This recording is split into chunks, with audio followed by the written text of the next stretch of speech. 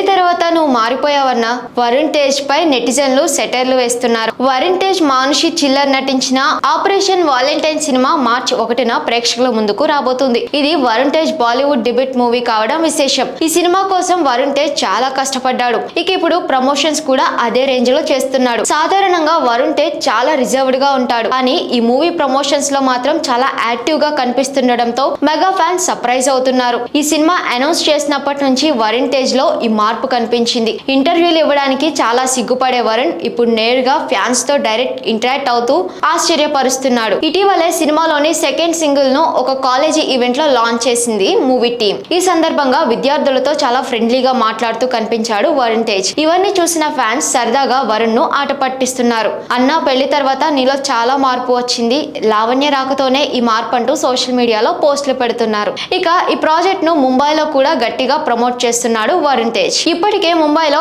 26కు పైగా ఇంటర్వ్యూలు ఇచ్చాడు. తెలుగులో కూడా వినూత్నంగా మూవీ ప్రమోషన్స్ చేపట్టేందుకు చిత్ర బృందం ఆలోచిస్తుంది. తెలుగు రాష్ట్రాల్లోని ప్రధాన నగరాల్లో సినిమాను ప్రమోట్ చేస్తూ ఈవెంట్లు ప్లాన్ చేస్తోంది. కొత్త డైరెక్టర్ శెట్టి ప్రతాప్ సింగ్ దర్శకత్వంలో వస్తున్న ఈ చిత్రంలో మానుషి చిల్లర్ హీరోయిన్ గా నటించింది. ముందుగా ఆపరేషన్ వాలెంటైన్ ఫిబ్రవరి 9న రిలీజ్ చేయాలని ప్లాన్ చేశారు, కానీ చివరికి మార్చి 1కి వాయిదా పడింది. ఈ సినిమా ఇండియన్ ఎయిర్ ఫోర్స్ నేపథ్యంలో సాగే యాక్షన్ థ్రిల్లర్ గా రూపొందింది. వరుణ్, మానుషి ఇద్దరు జెట్ ఫైటర్స్ గా కనిపించనున్నారు.